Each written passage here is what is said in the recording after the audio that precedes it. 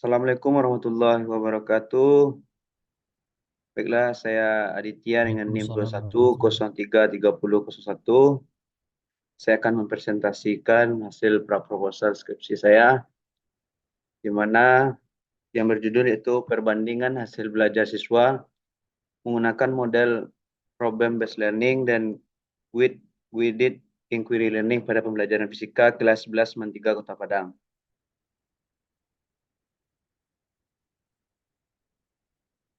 Di mana latar belakangnya yaitu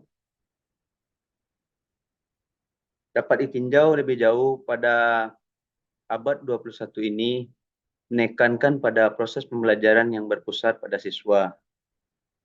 Berdasarkan Peraturan Republik Indonesia Nomor 21 Tahun 2016 tentang standar isi, bahwa penerapan pendekatan berpusat pada siswa atau disebut dengan student center.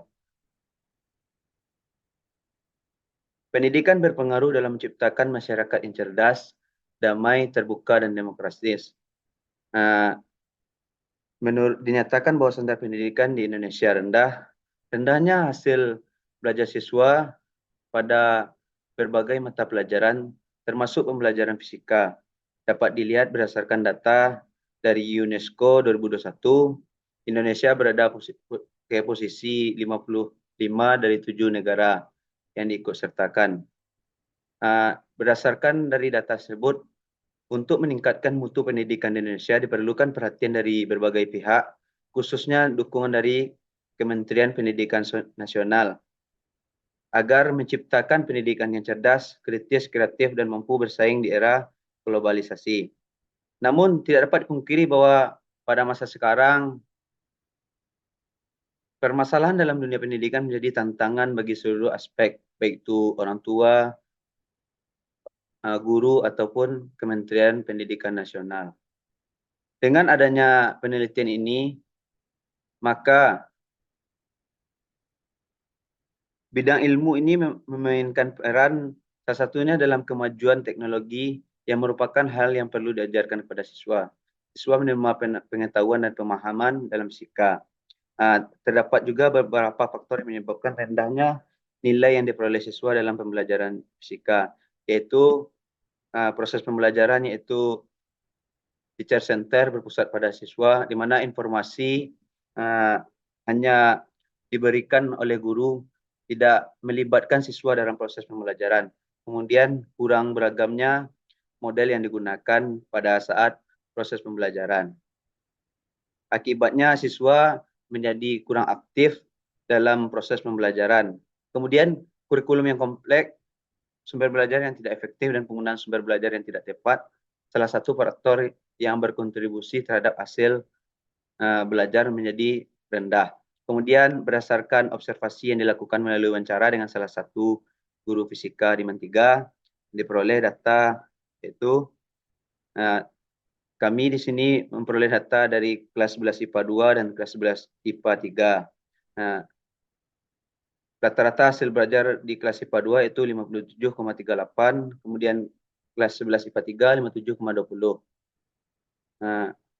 Dengan KKM 75, kemudian jumlah yang tuntas di kelas 11 IPA 2 itu 3 orang, kemudian jumlah siswa yang tidak tuntas 33. Di 11 IPA 3 jumlah yang tuntas yaitu 4 orang, sedangkan jumlah siswa yang tidak tuntas 33 orang.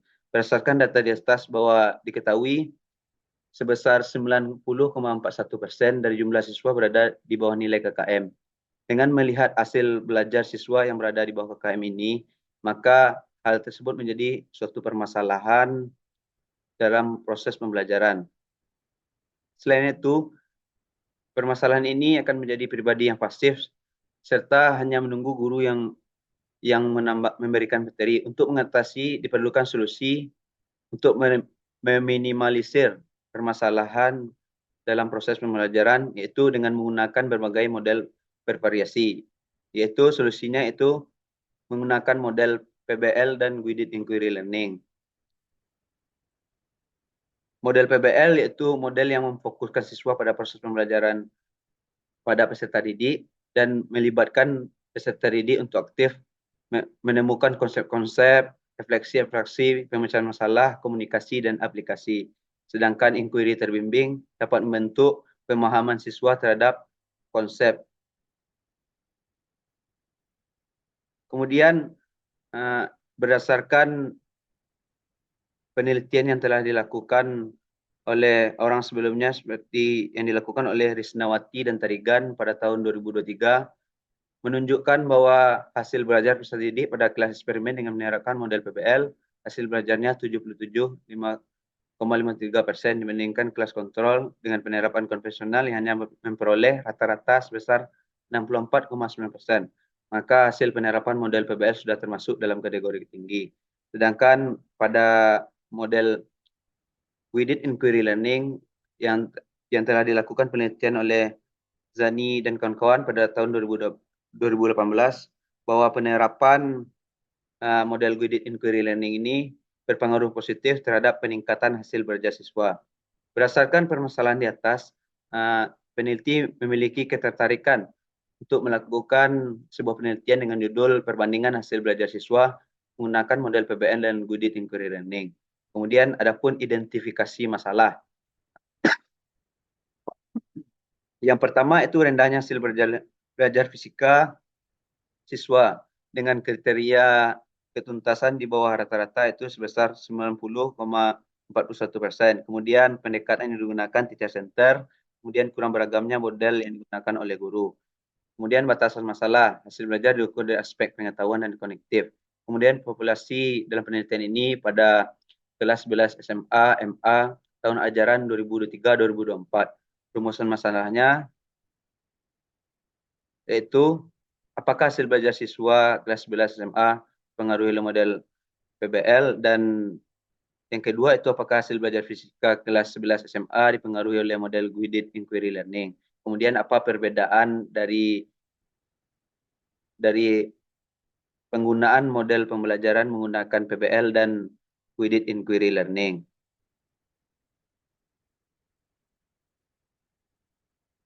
Kemudian tujuan penelitian itu mengetahui pengaruh terhadap hasil belajar fisika melalui model problem listening pada siswa kelas 11 SMA, kemudian mengetahui pengaruh hasil belajar fisika dengan menerapkan model guided inquiry learning pada siswa kelas 11 SMA atau MA, kemudian mengetahui perbedaan hasil belajar fisika melalui problem listening dengan guided inquiry learning pada siswa kelas 11 SMA MA. Kemudian manfaat penelitian bagi guru dapat mengetahui model alternatif yang efektif diterapkan dalam pembelajaran fisika.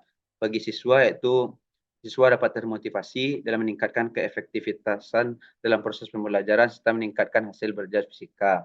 Dan bagi peneliti lain, penelitian ini bisa menjadi referensi atau sumber dalam mengembangkan penelitian selanjutnya terkait topik yang sama. Kemudian bagi peneliti sendiri itu dengan menerapkan pengetahuan yang telah diperoleh pada saat kuliah, maka diperolehlah pengalaman baru dan wawasan terhadap penelitian mengenai hasil belajar. Kemudian menjadi salah satu syarat untuk menyelesaikan studi S1. Kemudian adapun kajian teorinya. Kajian teorinya yang pertama itu hasil belajar. Hasil belajar ialah kemampuan siswa untuk menguasai pembelajaran yang disampaikan oleh guru sehingga memperoleh pengalaman dalam pembelajaran di kelas. Adapun aspek yang mencakup hasil belajar yaitu aspek kognitif, efektif, dan psikomotor. Pada aspek intelektual atau kognitif terbagi atas 6, knowledge, comprehension atau pemahaman. Yang ketiga itu application, penerapan. Yang keempat analisis. Yang kelima sintesis. Yang keenam evaluasi. Kemudian model problem based learning. Model PBL ini adalah model pembelajaran dilakukan dengan cara menyajikan suatu masalah, mengajukan pertanyaan-pertanyaan, memfasilitasi penyelidikan dan membuka dialog antara peserta didik dan guru, peserta didik dengan peserta didik yang lainnya.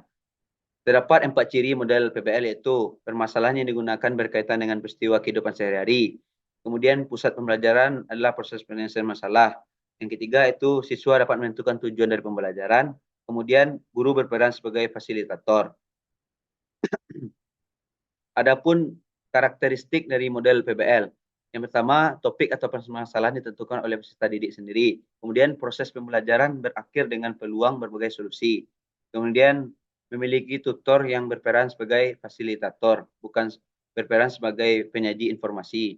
Kemudian pelaksanaan tutor mengarah kepada peserta didik.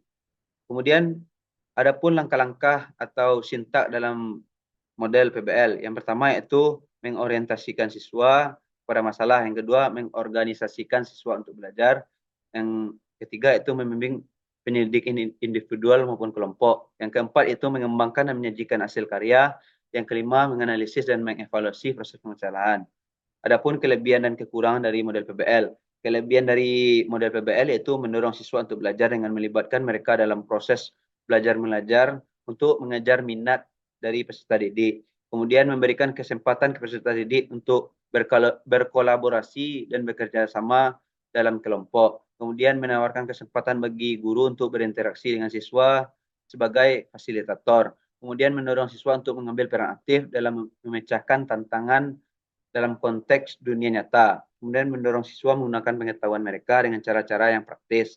Kemudian memberikan anak pengalaman langsung dari hasil belajar dengan mengumpulkan informasi secara mandiri dari berbagai sumber.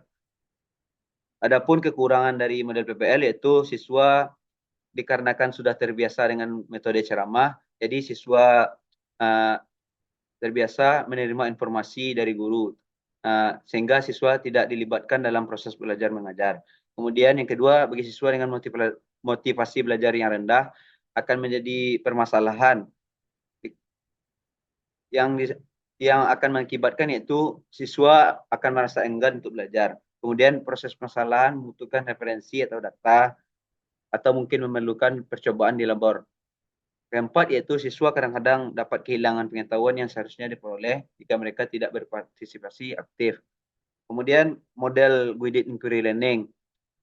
Guided inquiry learning itu sebuah metode dalam proses pembelajaran di mana diterapkan untuk menuntut siswa dan menemukan dan mengetahui cara memecahkan masalah dalam inquiry ilmiah. Kemudian adapun karakteristik dari model guided inquiry learning, karakteristiknya itu siswa harus berpartisipasi aktif dalam fase penelitian dan pembentukan hipotesis dari paradigma pembelajaran inquiry terbimbing. Siswa mempelajari informasi dan kemampuan yang relevan dengan penelitian mereka melalui proses penemuan. Kemudian langkah-langkah model guided inquiry learning. Menurut Hapsari dan kawan-kawan tahun 2012, langkah-langkah model guided inquiry learning pertama merumuskan masalah, merumuskan dugaan sementara, merancang kegiatan eksperimen, melakukan eksperimen, mengumpulkan dan menganalisis data, kemudian membuat kesimpulan. Adapun kelebihan dan kekurangan dari model guided inquiry learning.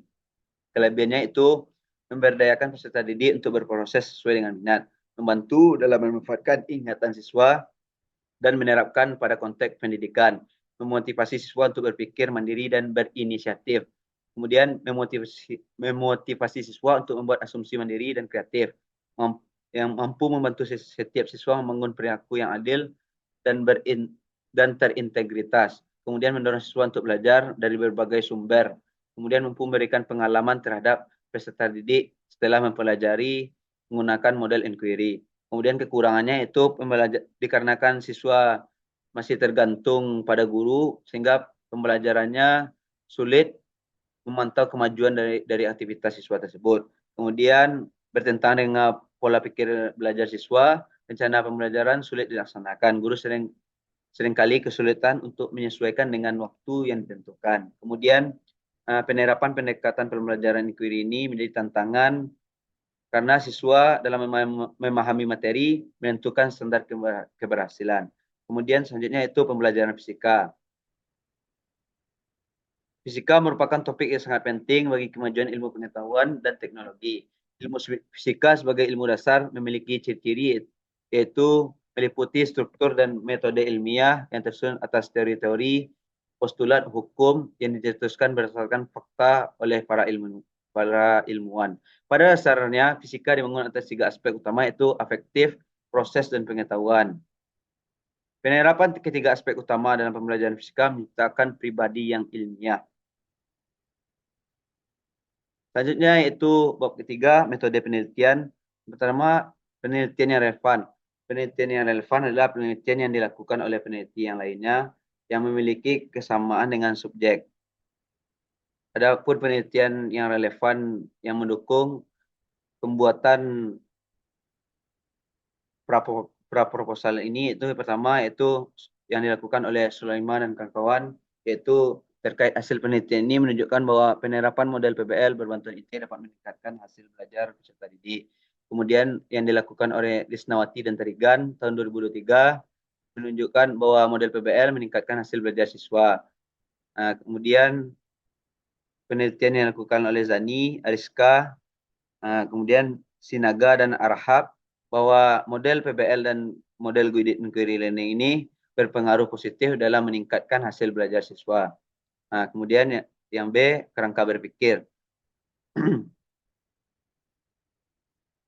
Kerangka berpikirnya itu guru dan peserta didik melakukan proses pembelajaran, kemudian ada dua kelas yaitu kelas 11 IPA 2 dan 11 IPA 3, di mana pada kelas 11 IPA 2 dilakukan yaitu kelas eksperimen, dilakukan perlakuan kelas eksperimen, diterapkan model PBL. Sedangkan pada kelas kontrol kelas 11 IPA 3 diterapkan model guided inquiry learning.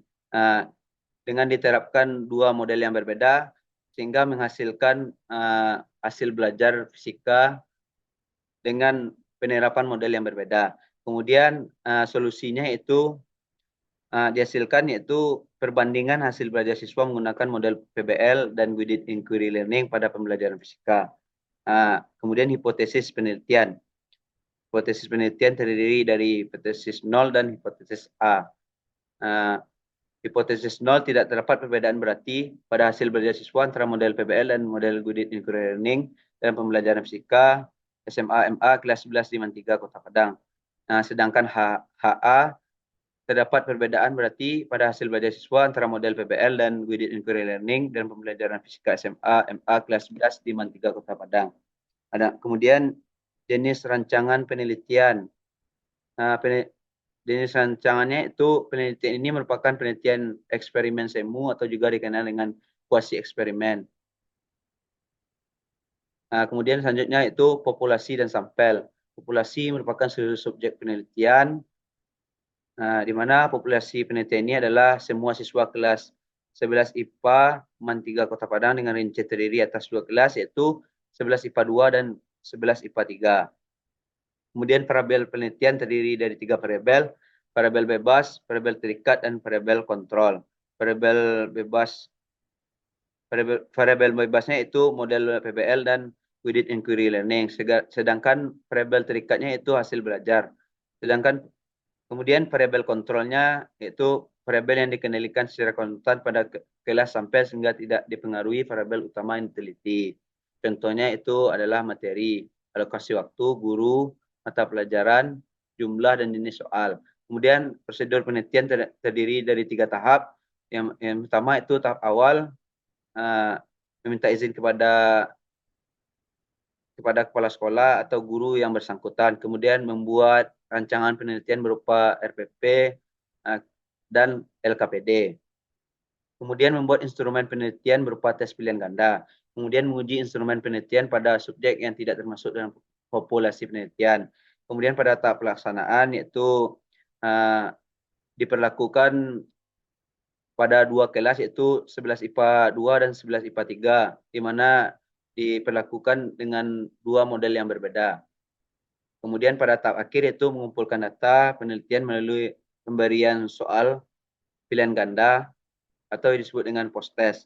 Kemudian selanjutnya mengolah data yang diperoleh dari tes hasil belajar. Cara memberikan nilainya itu nilai 0 apabila siswa tidak benar.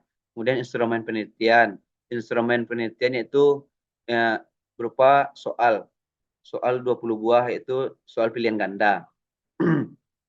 Kemudian teknik analisis data. Hasil belajar siswa yang diperoleh dapat dihitung dengan menggunakan persamaan sebagai berikut, yaitu dengan N jumlah skor yang diperoleh per jumlah skor total dikali 100%. Kemudian adapun uji yang dapat dianalisis, uji yang digunakan itu yang pertama uji normalitas. Uji normalitas ini untuk tujuan melihat apakah sampel dan penelitian terdistribusi normal. Kemudian yang kedua uji homogenitas, digunakan untuk melihat apakah data penelitian tergolong homogen atau tidak. Kemudian uji hipotesis dilakukan untuk menentukan apa hipotesis dalam penelitian ini dirumuskan, diterima atau ditolak. Baik, sekian dari hasil presentasi proposal skripsi saya. Apabila ada kata-kata yang salah, saya mohon maaf. Assalamualaikum warahmatullahi wabarakatuh. Waalaikumsalam warahmatullahi wabarakatuh.